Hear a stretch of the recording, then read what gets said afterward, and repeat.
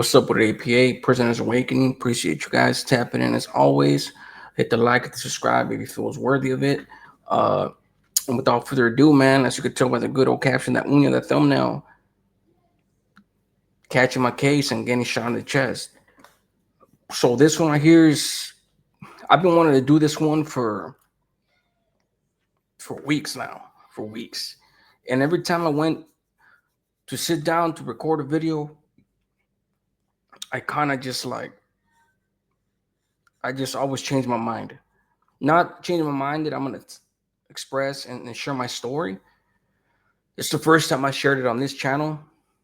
I have shared it on a bigger platform years back. Uh, but for those of you guys that been subscribing lately, the last 1,000 of you in the last month, appreciate you guys. The channel wouldn't be nothing without your support and the views and everything. Appreciate the comments that I get and everything, and knowing and understanding that every story that I share is genuine and the truth. And so, forgive me for being a little hesitant. It wasn't exactly something that wasn't traumatic or like something very serious.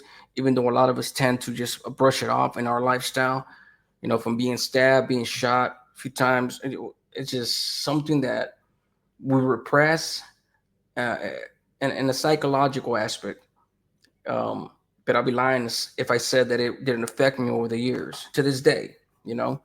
So here I go. So I'm gonna take you back. I'll take you back, man. To, 2004, late 2004, to that week, and New Year's Day, all that. It didn't happen on New Year's Day, but that was around the time, that little time frame, late 2004, whatnot. And I had just came back from my baby mom. My first baby mom was pregnant with my daughter. I'd done a year in the county jail, county year, did 8 months out of it, and the whole 8 months that I was locked up, she was when I got locked up. I didn't know that my baby mom was pregnant. Then I ended up finding out she was pregnant. I get locked up. So throughout the whole county jail bid, uh, she's coming along, further along, further along. So by the time I get out, she's pretty much about ready to burst. Now my mentality at the time was like fully active, fully put in work. You know, going out there hunting dudes, putting in work. Whoever was in the passenger seat had duty, meaning whoever was in the passenger seat was the one that was going to do the hunting for that night. Driver, there's any other homeboys there, they were there, and we would rotate. Uh, I didn't really trust that method, even though I did it a few times. I didn't really trust that method, so I only pretty much stayed to myself. Whatever work I wanted to put in, I did a lot of it to myself, by myself. But in this particular case, I had one of my trusted crimies, and he knows who he is. So all this has been adjudicated. This is my case that I caught. I already did the time for it. Ain't no double jeopardy involved. So for anybody out there thinking like, oh, this was telling on himself, save it. So I come back from Oregon. I went to Oregon. On my way to Oregon, I caught I was slanging for a few weeks, 2, 3 weeks. Keep in mind, like I said, I had just gotten out.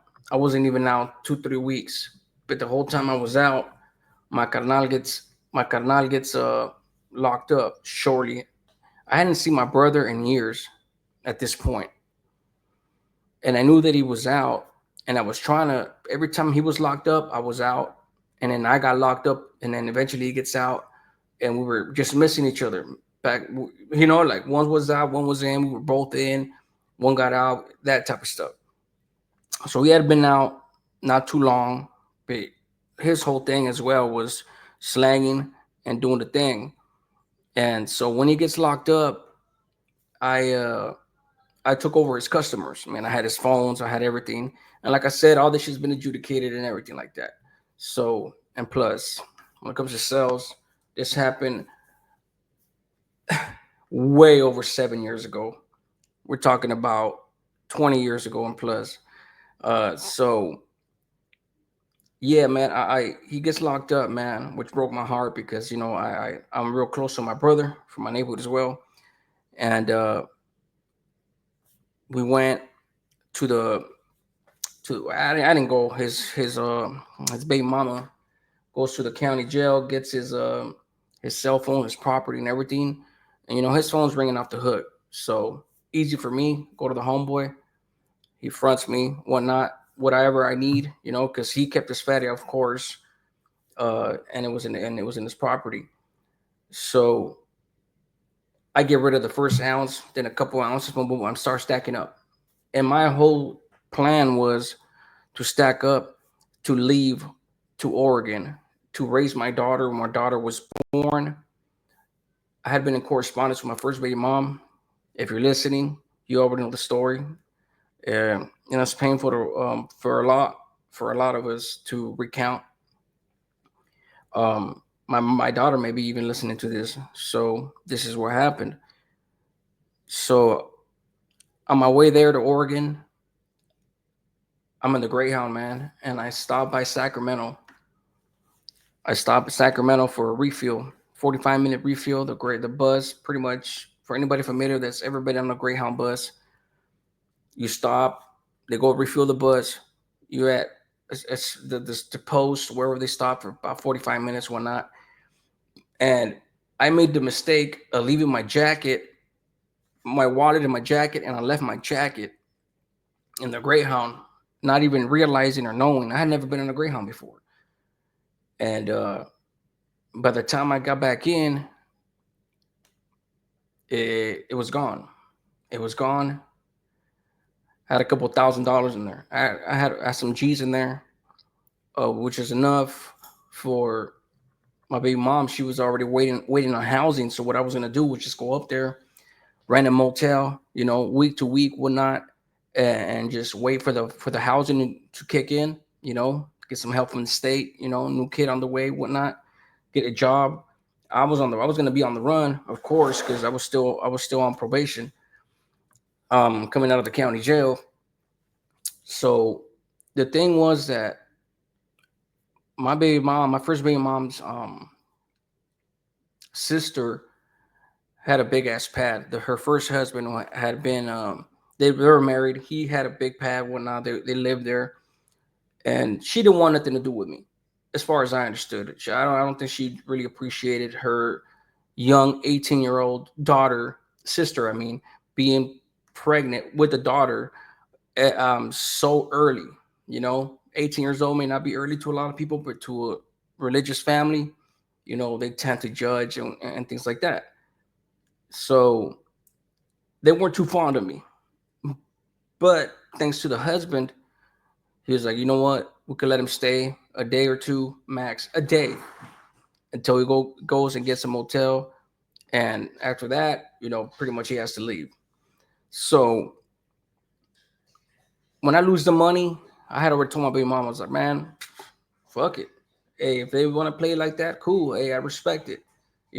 But I couldn't help to feel a little resentful, because you don't know me. You don't know me. You know.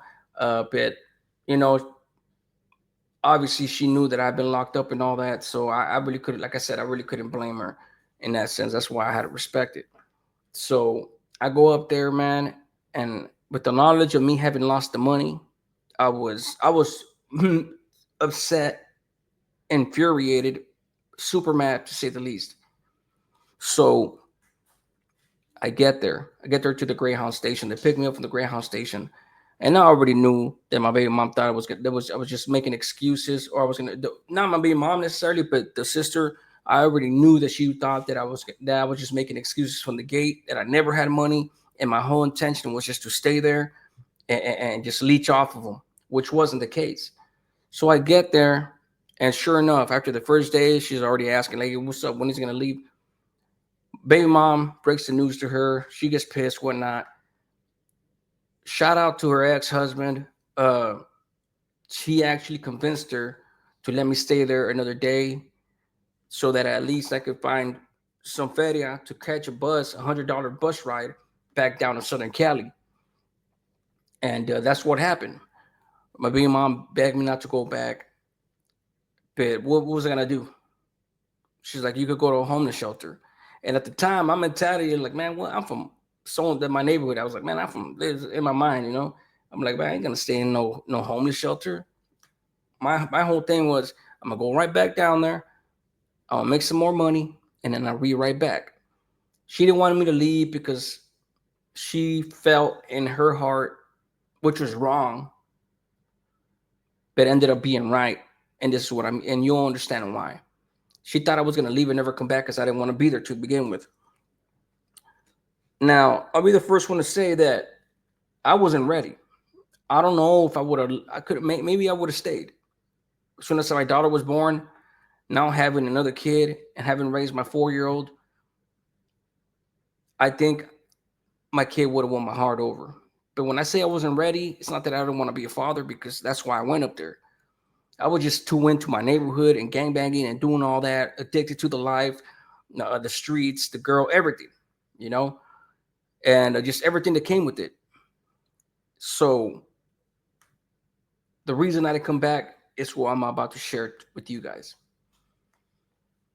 So my little sister, man, my little sister ends up buying a ticket for me, and I'm on my way back. I get there, I touch bases. I touch bases with my homeboy again. Yeah, touch bases with my homeboy. When I had left up there, I gave him my strap, left my brother's car that he had. Keep in mind, I had just gotten out. I didn't even have time to get a car or nothing like that. But my brother left the car to me. But I left that to his baby mom. Not to his baby mom. I left it to my mom. And I left the strap to my homeboy, because to me, it's like, the hell do I need a gun for up in Oregon? You know? And if that's the case, ever need one, I'll get it when I need to. So I get back down. I touch down right there in Anaheim, right there off of what's that station? Right there on Cerritos and Anaheim Boulevard. I think it was right there, Anaheim Boulevard. That little ass. It was a small Greyhound stop right there, drop off spot.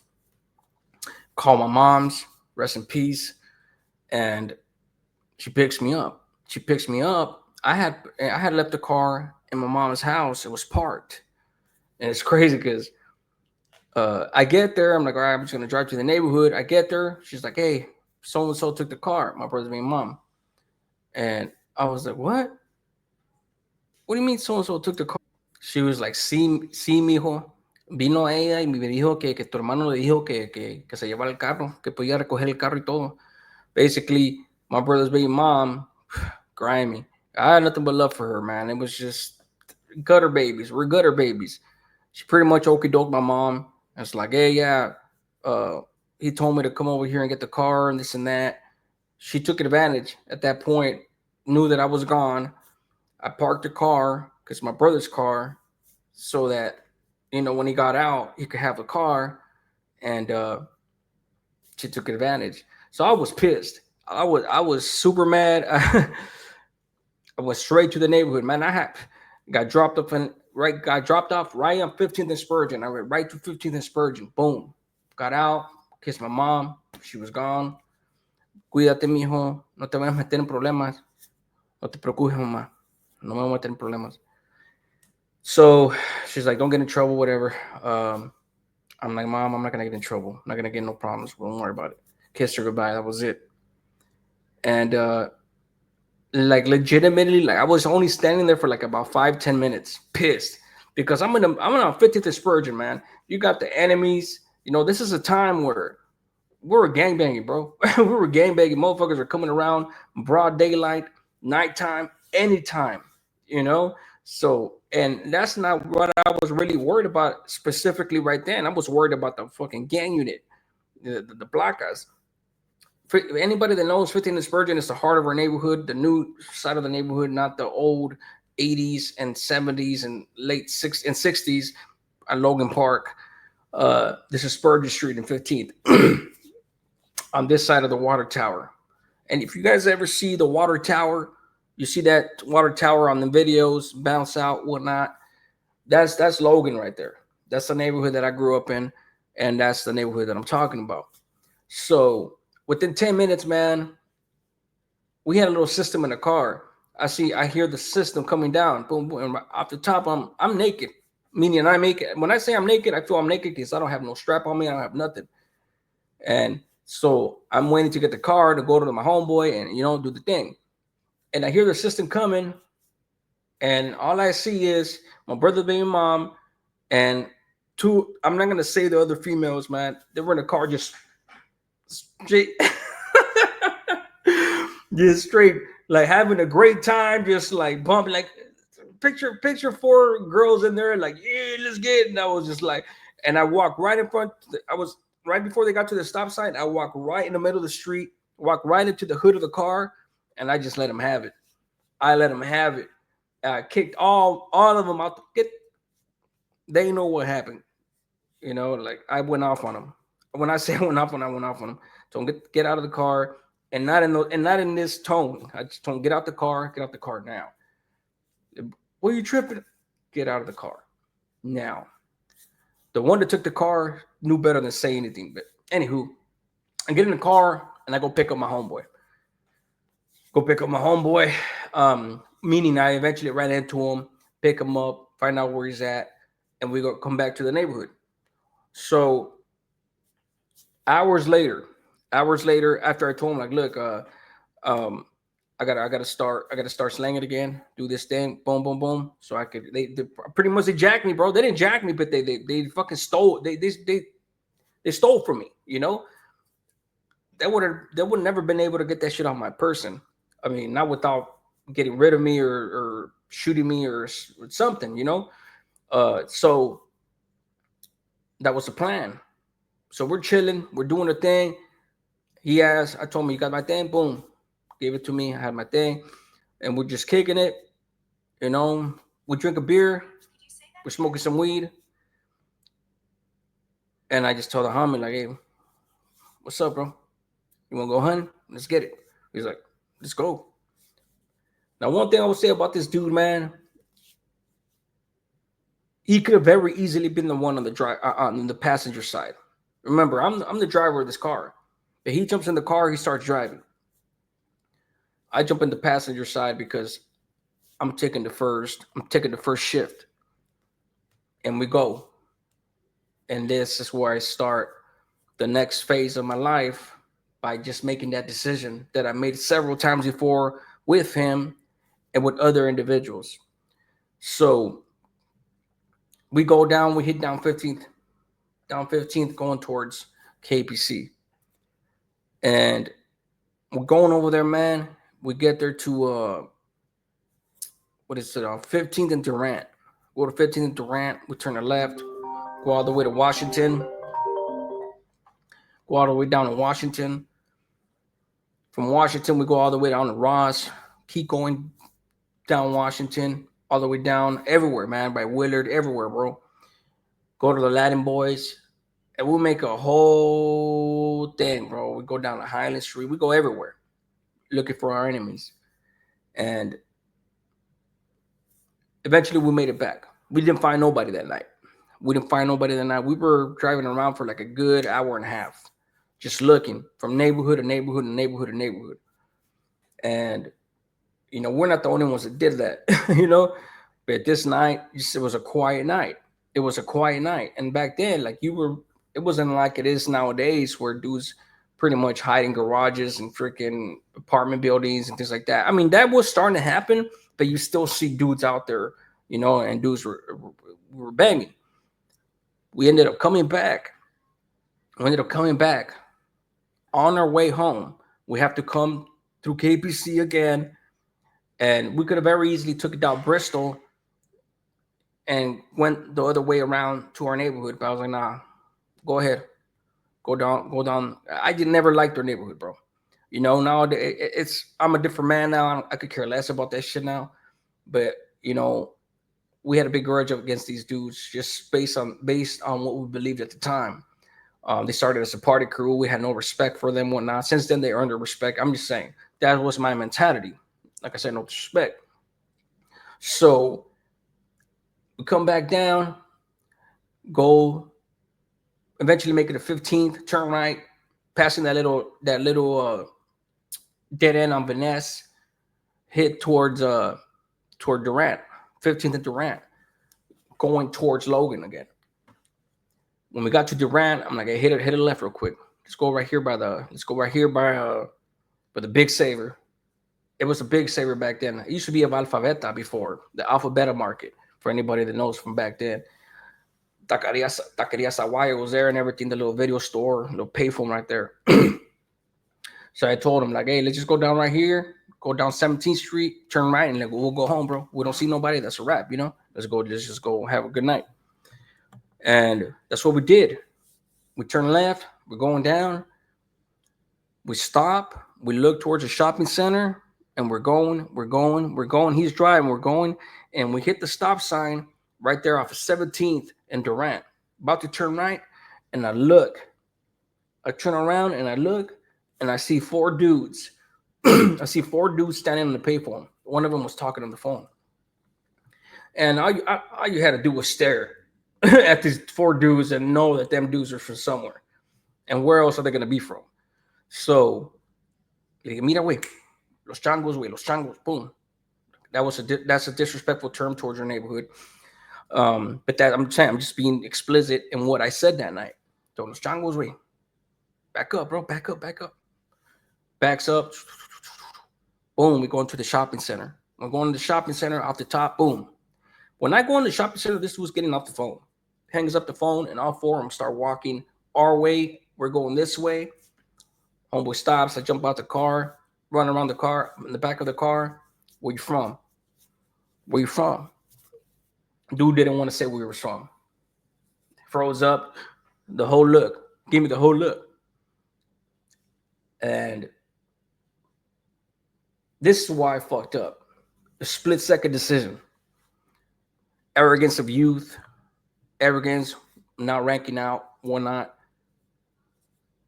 I asked him twice, and then he tells me, where you from? I told him, from Logan. That fool says, starts running, but goes like this with his gun. Literally goes like that. Boom, hits me in my chest. Now, what I felt in my chest at the time, I really didn't feel shit other than it's just pretty much just tap your chest like this with your fingers lightly. That's what I felt. It didn't fucking hurt. When I went in, it didn't hurt at all, like whatsoever. He did that. I already had my shit to my side. He hit me. I was like, fuck. Busted at him. All I remember hearing was him dropping, screaming, ah, ah. Ran up to his head, put my shit to his head, and I heard it click. 380s are notorious for jamming. I had heard that back then. Maybe I didn't clean it right. Maybe the spring, I didn't clean it right. But they're still notorious for jamming. So I hit him, dropped him, went up to his head to finish him off. My shit jammed. I couldn't do nothing after that. The mother cats ran back to the car. Went inside out of all 4 of them. One shot, the other one down. Ran back to the car. Get into the car, and I told my homeboy, go, let's go. Bust the bitch. Go all the way around, bro. Make a U-turn. I'm taking this fool with me. And he said, well, what are you talking about? I was like, he hit me, bro. He got me. I told him, like, he got me. And I just kept repeating it. He got me, bro. He got me. He got me. He fucking got me, bro. I'm taking him with me. And I'm laying down. I pull back the seat a little bit. And I'm like, fuck. At this point, I didn't feel shit. At this point, I didn't feel anything. Not a single thing. But I knew I felt what I felt. That boy hit, boom. I seen the flash, boom, boom. Did the thing, boom, boom, boom. It all happened within fucking 4 seconds. I knew he got me. Bullets to the chest. How many do survive that shit? Now, I told my homeboy this, and he's like, "No, fuck that, fuck that. I'm taking you to the hospital." I'm like, "No, bro, I'm done. I'm done. Let me take this fool with me, bro." And I'm legitimately, literally working my gun. Like I unjam it and everything. I'm loading bullets in it while breathing, trying not to panic. I don't know. I don't know. I'm just trying not to panic. Start loading the bullets, and thank God this fool was stubborn as shit. He didn't listen to me. He said, "Fuck it, nope." He rushed me to the Chalk Hospital, man, the Children's Hospital, Chalk, St. Joseph's, not Chalk, but St. Joseph's, the hospital. He rushes me there, man, and he's burning rubber. We get to St. Joseph's, man, and the whole time, like I was saying, we speed up. This is a little hoopty, man. We got a little hoopty, man. The car wasn't all that. It was a 1986 fucking Toyota Corolla. Although it's like a box type square car, but it was clean. It wasn't banged up. Everything, it was well preserved, you know. And whoever had this fucking car kept it nice, but it was an older car. And my boy, whether I don't know if that shit had antifreeze or oil low or whatever the fuck it had, he burned that fucking engine out. Go and get into the hospital. We pull up in the hospital. Shit starts smoking. He gets out, tells the runs into the hospital like, "Hey, my homeboy shot. My homeboy shot." They push out with the wheelchair. And I know this story is gonna be a little long, guys, but trust me, man, this is a whole fucking thing. It's worth it. So push out with the wheelchair. They get me out the car. So now by the time I got into that car and I'm filling up the gun, trying to fuck with the gun and whatnot, I was breathing in, breathing out, breathing in, breathing out. By the time I got to the hospital, it went from this.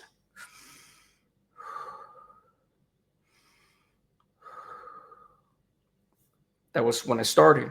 When I got to the hospital, I was like this. Every single breath felt like somebody was stabbing me in my chest. You know, if you get stabbed or shot at the beginning, like I said, when you get shot and you get stabbed, your adrenaline's pumping. Your adrenaline's pumping. You don't feel shit. For the most part, you don't feel shit. By that time, obviously, my adrenaline probably had already came down. The bullet collapsed my lung. It pierced my lung. So at this point, I can't breathe. And every single breath, I'm trying to breathe, but my lung is filling up with blood. It's literally filling up with blood, and it's choking me. I'm that close to drowning in my own fucking blood. I have blood in my mouth. By the time I get there, I already have blood in my mouth. I could fucking taste it. I can't even. I'm trying to swallow it down, but I'm trying to breathe. How does somebody breathe when they're underwater? That's the best way to describe it. How does somebody breathe when they're underwater? Submerge your head underneath a pool, ocean, anywhere, and try to take a deep breath. Try to take a small breath as your tank is filling up. This my tank being my lungs. Every you have to breathe to live, but every fucking breath is excruciating. Like that's the most painful pain I've ever felt to this day, and I felt some fucking pain. So I get in there, they lay me out, boom, hit me with some shot right here on my side, slice me open, put in a chest tube. They hit me with 2 shots, an anesthetic and morphine.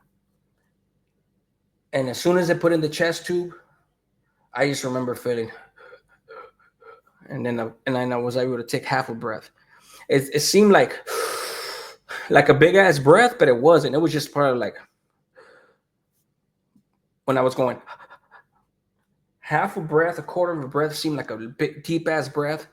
Once the tube started draining blood out my lung off the top, like right from the beginning, right from the start, it started draining my blood. I had a so, and that's when I went out. Internal bleeding, I went out, and I didn't come back to until when I came back to.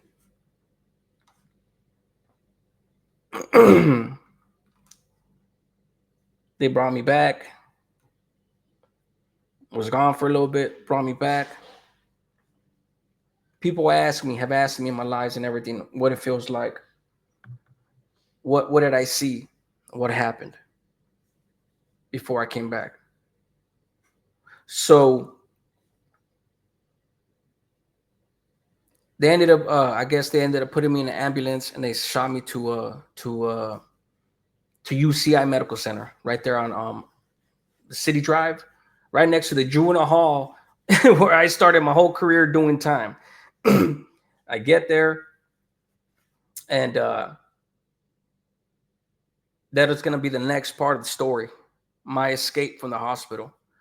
Appreciate you guys. This one went on a little too long. The next phase is going to be my escape, and that's even fucking crazy as fuck, and it's going to be in my book as well. With that being said, youngsters out there, you don't want to have ever gone through this type of shit. Appreciate you guys tapping in. Hit the likes. Hit me with some comments if you can. Appreciate you guys. And I'll see you on part 2. I'm outie.